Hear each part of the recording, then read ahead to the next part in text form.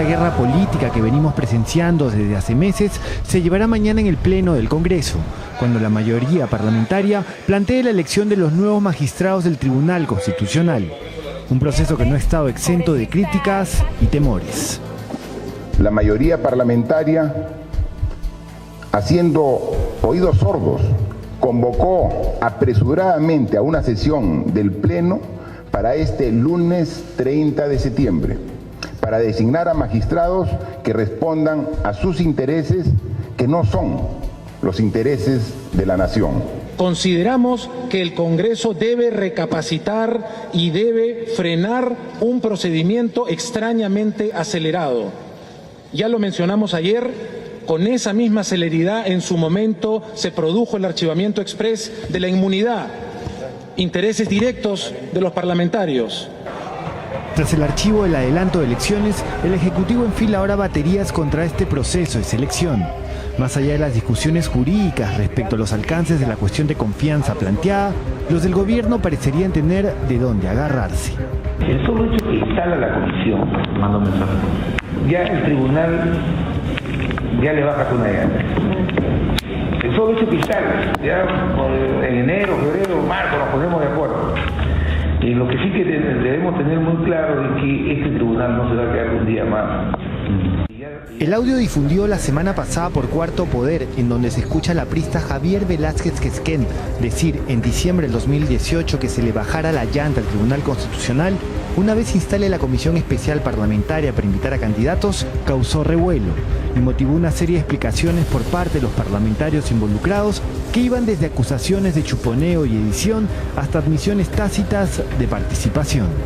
Que esta es una interceptación, primero, inútil, ilegal. Ahí no hablamos de repartija, de que tal o cual miembro, sino doy una opinión. Y no voy a responder es por este audio editado, descontextualizado. Se han unido dos segmentos, pero entre los segmentos 1 y 2 no hay montaje ni una inserción de algún tipo de señal ajena a ella, ¿no? La elección de candidatos al Tribunal Constitucional vuelve a estar en el ojo de la tormenta. Y las suspicacias en torno al supuesto interés fujimorista por controlar el máximo ente tutelar de derechos en nuestro país parecen encontrar correspondencia con ciertas evidencias. ¿Se acuerdan cuando yo les dije que debería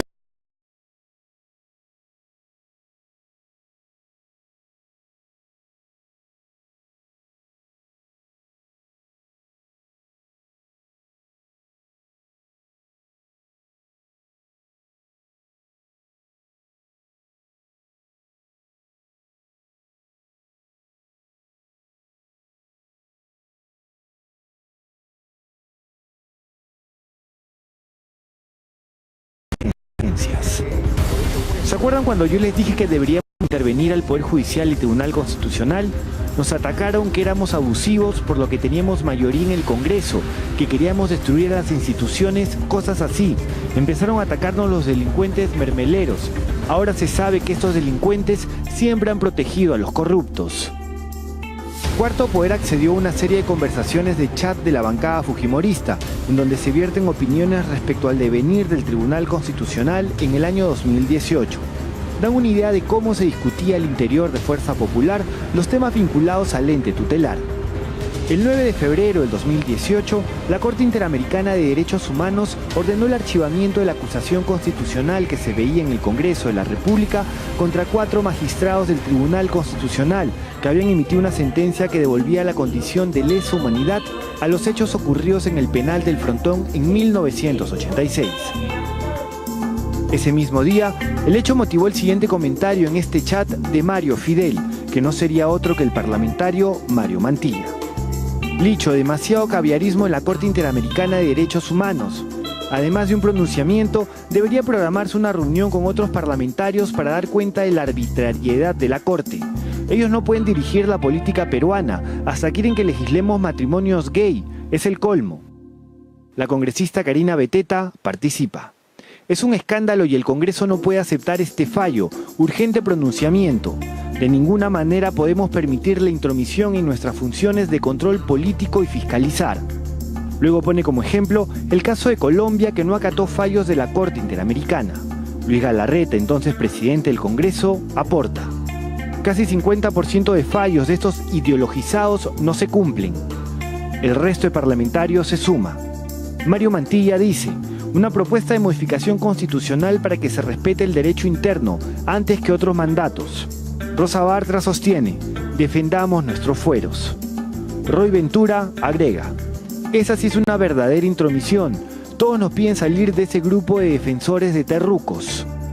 Como se sabe, los miembros del Tribunal Constitucional, Espinosa y Ledesma, nunca fueron del agrado del fujimorismo. Y para julio de ese año, cuando la Corte Interamericana ratificó su decisión de archivar la acusación constitucional, se suscitaron estos comentarios en el chat fujimorista. César Segura: sí, la Corte Interamericana de Derechos Humanos está aplastando nuestra soberanía, la Constitución y todo marco legal, o sea, somos su colonia. 2 días después, el 13 de julio del 2018, continúan. Karina Beteta dice: ¿de qué le valió a Eresi ser sobón de los mermeleros para presentar rápido la demanda constitucional con la ley Mulder y enfrentarse con nosotros? Ahora los mermeleros lo atacan. Y lo peor es que Vizcarra ya se alineó a estos caviares y les apuesto que ya estará preparando un plan para el cierre del Congreso. Debemos entender que esto es una lucha de poder. Modesto Figueroa escribe lo siguiente: ¿se acuerdan cuando yo les dije que deberíamos intervenir al Poder Judicial y al Tribunal Constitucional? Nos atacaron, que éramos abusivos por lo que teníamos mayoría en el Congreso, que queríamos destruir a las instituciones, cosas así. Empezaron a atacarnos los delincuentes mermeleros. Ahora se sabe que estos delincuentes siempre han protegido a los corruptos. César Segura concluye: discutamos estos temas en la reunión. Como se quiera, el fujimorismo no pudo hacer nada y la acusación no prosperó en el Congreso, donde terminó en el archivo. Se necesitan 87 votos para imponer a un candidato ante el Tribunal Constitucional. Según fuentes consultadas, no hay los votos suficientes para elegir a los 6 candidatos que reemplazarán a los magistrados cuyos mandatos ya vencieron. Si tan solo se eligen a 2 nuevos magistrados, ¿a quiénes reemplazarían en el tribunal? La ley no tiene una respuesta frente a eso. Cuando estoy hablando de la ley, estoy hablando de la ley orgánica del Tribunal Constitucional. Tampoco hay una respuesta en la Constitución, eso no ha sido diseñado. Entonces lo que hay que ir a mirar son los precedentes, es decir, cómo se ha hecho antes, porque ya ha pasado que se han renovado en algunas posiciones y no siempre de todo el Pleno. Entonces, en algunos casos, por ejemplo, se ha optado por el mecanismo de quién es el que recibió menos votos. Ese sale primero. Y entonces así se van renovando, ¿no? ¿Pero es así? ¿Ese sale primero? Lo que pasa es que ya han habido métodos de esa manera y entonces el tribunal al interior acuerda y informa al Parlamento: oye, sucedió así, y entonces así se van renovando. La interrogante no es menor. Con 1 o 2 nuevos magistrados, la balanza de poderes al interior del tribunal cambiaría, o en todo caso se inclinaría para un lado. Y esto tiene relevancia para el fujimorismo, en una coyuntura donde se discute la libertad de Keiko Fujimori. El tema Keiko es a la vuelta de la esquina, o sea, es tan evidente esto.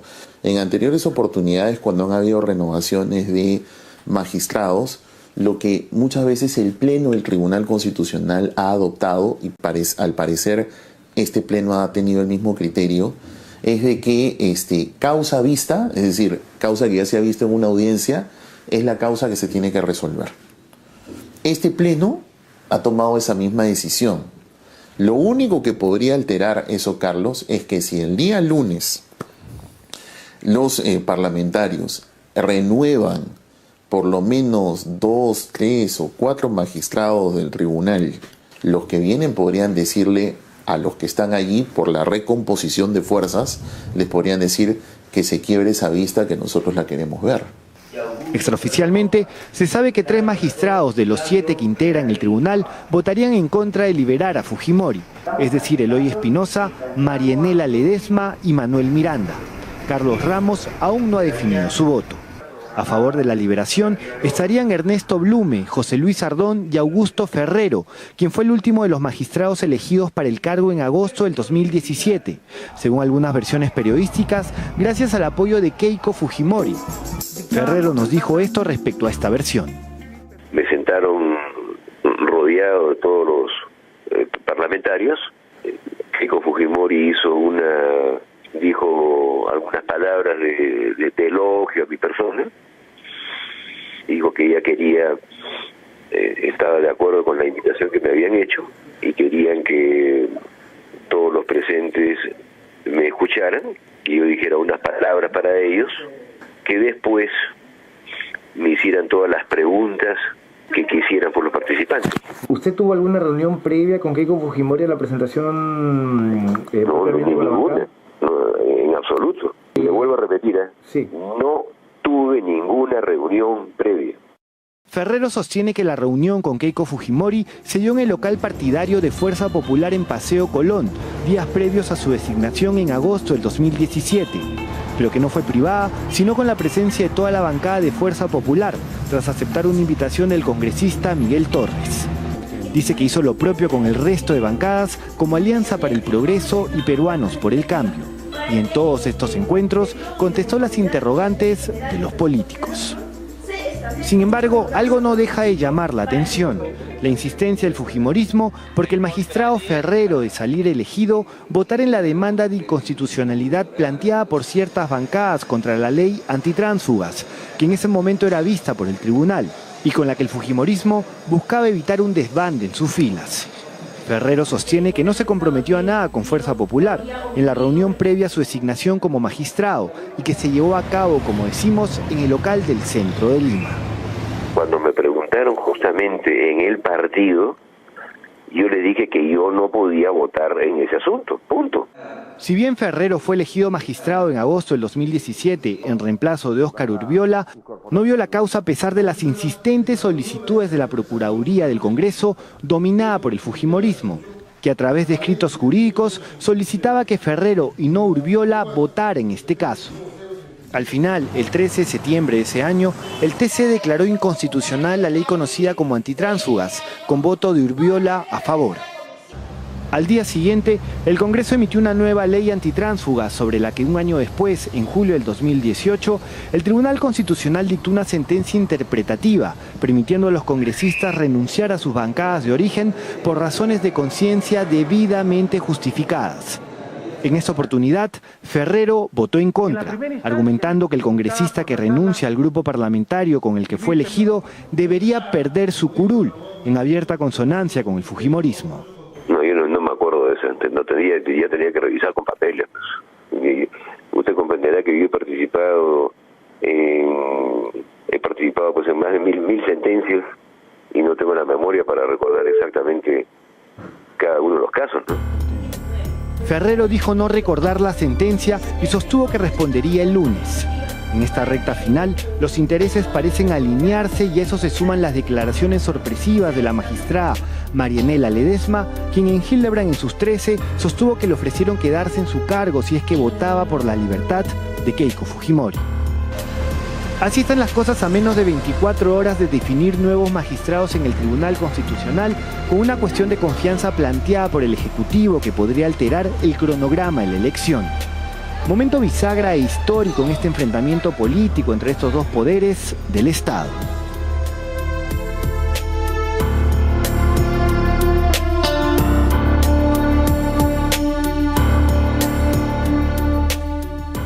Y sobre este reportaje, antes de que fuera emitido, hemos recibido un comunicado que vamos a compartir con ustedes.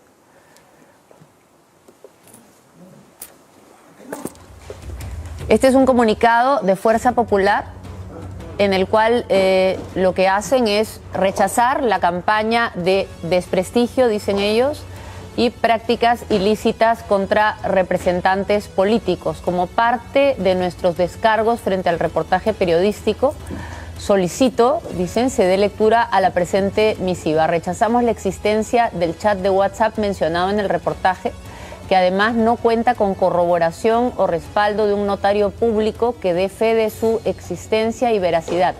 Estos chats son falsos y han sido burdamente manipulados y editados.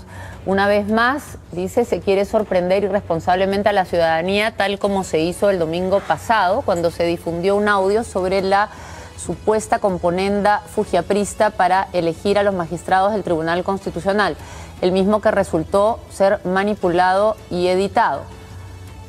Paréntesis, esto no es cierto. 3. denunciamos públicamente la existencia de una campaña de desprestigio, seguimiento y ataque constante a parlamentarios que integran la bancada de Fuerza Popular con el fin de propiciar el quiebre del orden democrático y la paz social. Cuarto, este tipo de prácticas constituyen un atentado a los valores éticos que rigen la noble profesión del periodismo responsable y serio, al difundir información falsa y de dudosa procedencia, inexacta y descontextualizada. Quinto, hemos solicitado hasta en 2 oportunidades la versión original de los chats difundidos para su corroboración y no se nos ha hecho entrega. Pediremos la intervención del Ministerio Público para que actúe conforme a sus atribuciones y llegue a la verdad. Sexto, rechazamos la mala praxis del programa periodístico Cuarto Poder, el cual difunde información sin corroborar con el claro fin de empañar e impedir el normal desarrollo de la elección de nuevos miembros del Tribunal Constitucional.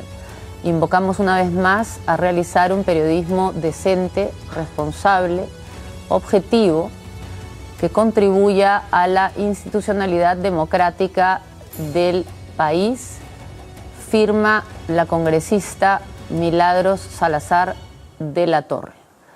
Hemos leído la carta que nos ha enviado, con la que por supuesto no estamos de acuerdo, porque nos dice que no ejercemos periodismo decente y que no cumplimos con nuestra noble profesión, y la verdad eso no es así. Pero en todo caso, el tiempo se encargará, como siempre.